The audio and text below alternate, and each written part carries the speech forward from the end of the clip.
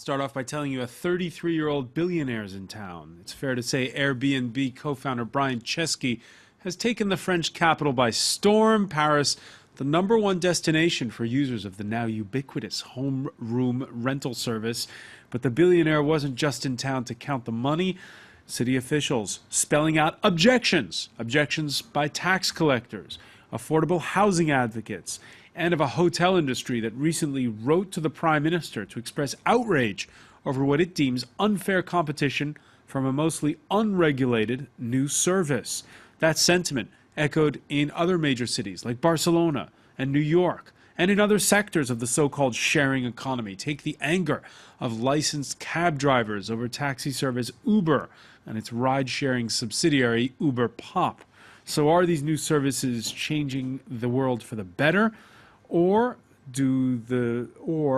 simply fueling a new black economy that leaves most out in the cold? Today in the France 24 debate, what's the deal with the new internet economy? With us to talk about it, Paulin de Menthon, CEO and founder of Drivey, the Europe's #1 peer-to-peer car rental service. Things go fast in the internet world. You say you're 4 years old? Exactly, yeah. Drivey was created 4 years ago. And today we have about 400,000 members, and it's growing about 10% per month. All right. We're also in the company of, from Lyon, of Laurent Duc. He's president of the Hotel Industry Association, the UIMH. Many thanks for joining us here on France 24. Good afternoon, good evening. Also in our studios, Jérôme Lecate of big data company Scality. You're also, I guess you could say, a serial investor when it comes to internet startups. Serial entrepreneur, serial investor, business angel, indeed. And Scality is doing really well, created in 2009. We've got customers all over the world. All right. And watching it all are two gentlemen that we welcome back. Emmanuel Vivier, co-founder of the Hub Institute. Good evening. And Guillaume Gralet of France 24 fame from our Tech24 show. Nice to see you again, Guillaume. The France 24 debate, where you can join the conversation on Facebook and Twitter, our hashtag F24debate. It can often seem like a clash of cultures when a Silicon Valley rock star sits down with French politicians. So how did it go in Paris this Thursday? Charlotte Hawkins tells us. It's the #1 destination for Airbnb users. The site advertises some 40,000 rooms in the Paris region, 10 times more than it had 3 years ago. For its CEO, the reason for Airbnb's success is simple. It costs travelers less than hotels and benefits landlords too. I think ultimately we're allowing people that couldn't have made an income to be able to share the space, and we allow people that wouldn't have been able to afford to come to Paris to be able to come and stay. But Airbnb is not without opposition, from hotel owners who see it as distorted competition and from housing advocates.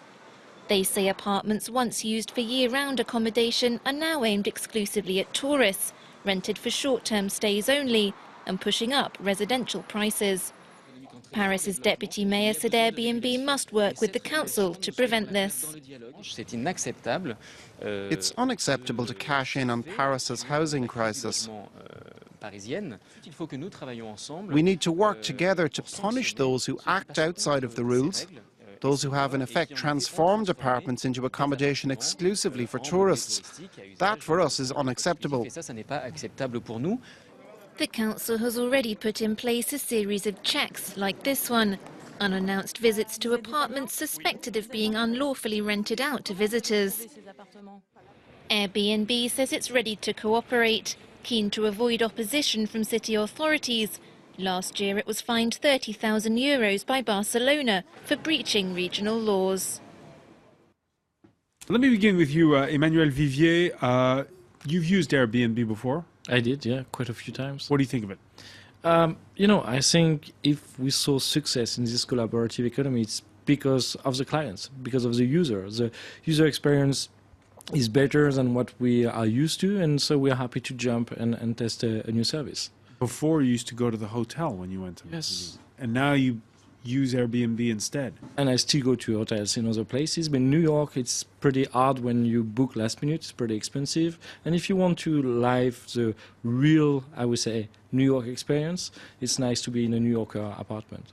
Laurent Duc, let me ask you, you heard in that report the head of Airbnb, Brian Chesky, say that it's a service for people who otherwise wouldn't have had the income to go to travel to a city and go to a hotel. The point for us is just different. We don't, we say Airbnb is a service, and consumers, if they want to use the service by a private person, it's not a problem for us. The problem is that in France, according to our tax and regulation, today, where it's completely empty, everybody can do what they want. They can buy a flat, and that's our problem.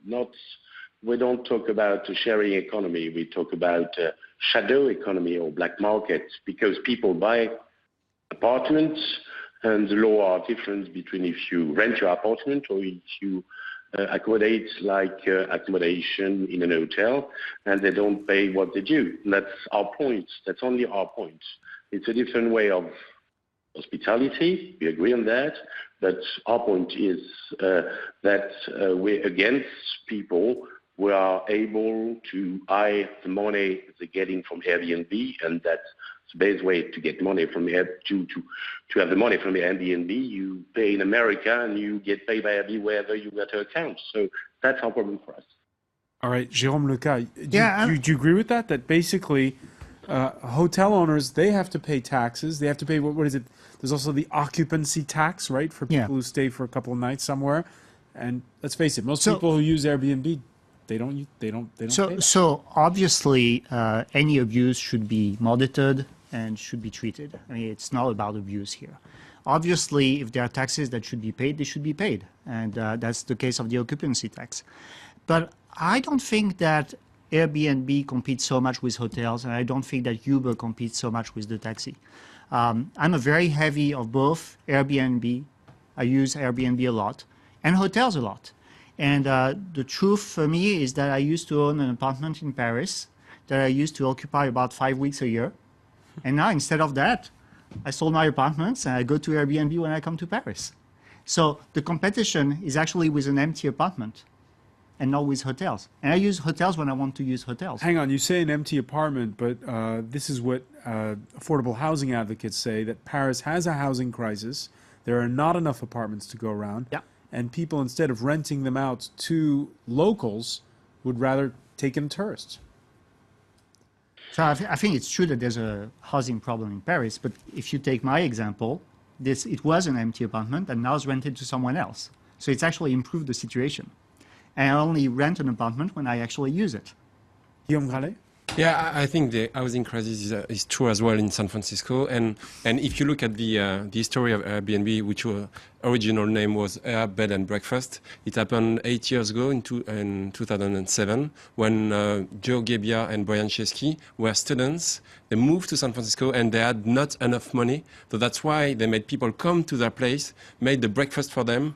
So there is really a story behind that. And also, if you have the chance to visit Airbnb headquarters, you will see the attention to details, to design. But I think there is a real need for Airbnb today. All right, it's great to have people over and have breakfast in their homes. What the New York State Attorney General is saying is watch out, because what are the safety regulations? Do they have a sprinkler system? Not to mention all the taxes we're talking about. Are they being paid? Yeah, we'll speak later on about the tax. I agree with Jérôme that everyone should pay tax, and of course the internet services do not pay enough tax. But except from that, there is again a real need for this kind of tools. And if you listen to Airbnb figures, because it's also big data companies, they will say that the number of trips and of nights being spent everywhere in the world is increasing, thanks to these kind of services. Let me ask you about those numbers, Laurent Duc, because we saw last year Paris, again, the world's #1 tourist destination. I think the visits jumped 5%. How did the hotel industry do? Last year, for the first time, we didn't increase in France our occupancy.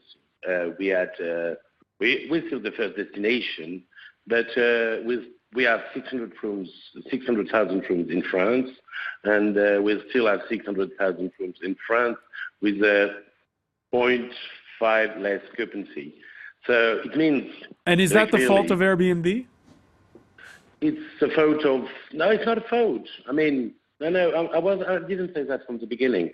I said our point is consumers today want a different way of sharing, a different way of experiences. I don't blame that. The only thing I'm against is today, for example, when you pay a room in an hotel, you get 10% VAT. You haven't got any VAT on Airbnb. You don't pay. When I've got a flat in France and I rent my flat, I pay income tax. If I don't live in France, I pay it. I free my tax before I get my money in my country. If I'm living in Germany, for example, I've got a flat in Paris. If I rent it to a normal person, when I get the money, I should pay 25% tax. If you rent on Airbnb, or not only Airbnb, but all those sharing economy system, if I'm a consumer, I'm paying on an account in America on Airbnb or wherever, on Jersey or wherever is the account, and they pay me back. They don't ask me where I am, which is my account number, and they pay me in Germany, Spain, wherever. So you skip and you don't pay the tax you should pay when you're renting your apartment in France with the system. The system allowed people renting apartments not to pay the tax that you in France. All right, so it's helping to, you're saying, to avoid tax. By the way, it's not just Paris, as we were saying. 2 New York City council members were to introduce a new law this Thursday to let tenants sue their landlords for using Airbnb to rent out neighboring apartments as illegal hotel rooms. The row's been brewing as well with the New York State Attorney General, who used his power of subpoena to comb the records of the company to estimate that New York's owed, according to the Attorney General's office, $33 million in hotel taxes from Airbnb. The Wall Street Journal commenting last year, in pursuing Airbnb, the Attorney General may be protecting New York's 14.75% occupancy and sales tax. But he's also not disappointing the city's 30,000 plus unionized hotel workers. Let me ask you, Laurent, let me just ask you about this, because obviously it's being portrayed as the savvy young entrepreneur versus the stodgy old unions. What's your answer to that? If you look on the Airbnb site in America, if you're an owner, it's written. You should you know that Airbnb is going to declare your taxes to the state where you've got your flat or your house you're renting. So it doesn't exist in France. There's no transparency between site and Airbnb for this case and the French tax office. It exists in America. It doesn't exist in France because we are so liberal, or we're not organized for the moment. And that's our point. That's really our point. And we'll say this shadow economy is also black market. Because if you're doing your bet, all the work you're doing it's less work for people working in hotels. We need to be 24 hours on 24 hours in our hotels. We pay our mates, we pay our personal. And if you're doing it on your own, it's some kind of black work because you're not declared and you sell something. For us, it's a real problem. But let me ask Paulin de Menthon about this. How does it work at your company? If somebody how do you make money? How does it work if I want to use your service? So someone who rents out someone else's car pays, for example, 30 euros per day to rent someone else's car. And there is the owner of the car receives 70% of the amount, and 30% goes to Drivey to pay for insurance and commission. So the 70% received by the owner, basically we have 2 categories. Either it's people renting out their own car to compensate for the cost, so there is no overall benefit. So in this case, it's more cost sharing. And we do have a few people who professionalize and buy cars specifically to rent them out, and in this case, they need to have a business, pay VAT as any other professional. So it's quite clear. I think for And apartments, does that undercut traditional car rental companies?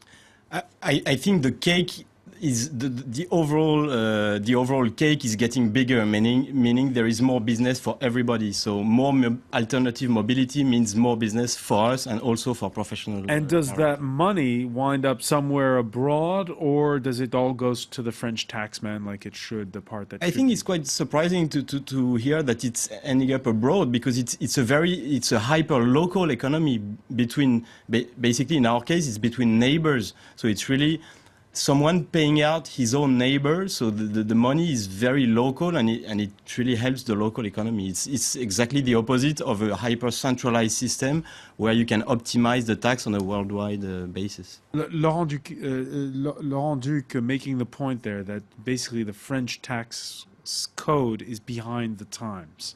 Emmanuel Vivier, do you agree with him? I would say legal time is always slower than technology times, that's for sure. But I think it's a bit too easy to say, oh, traditional companies, we are like nice with tax. No, sorry, like big groups, hotel groups, they're international groups, they do fiscal optimization too. With Netherlands, they go through Ireland, they go through the US. I would be very curious to track some of the big hospitality groups' revenues too. They are not totally perfect, but they all play within the law and within the rules. And of course, those, I would say, digital players try to optimize things. But it's too easy to say that all the money go to Shadowland or to nowhere. Most of the money go to the people you rent to, and only a small share goes to those services. And of course, they want to, they need to play within the rules, but we should not take the few abuse or exceptions as the majority of the case. And if we see with Paris, it just have been an agreement with the city, like in San Francisco, to collect some of the tax for the city. So they are not against it, but yes, we need to adapt the law, because it was not ready for such type of usage before. Very briefly, Laurent Duc, before we go to the break, your thoughts on that? Yeah, well, I was saying that I'm not talking about hotel chains. I don't think we are opposite to hotel chains. I'm talking about small hotels. I represent small hotels. And small hotels are not groups. They're paying their tax in France. They don't optimize, as you said. I mean, maybe big hotel chain can do that for worldwide, but we're talking about local French hotels. And those hotels, they pay all the taxes they had to pay and they need to pay in France. All right, so there's no optimization. So the big players come out smelling like roses no matter what happens. Your point there, I want to put it to the rest of the panel. When we come back, stay with us. You're watching the France 24 debate.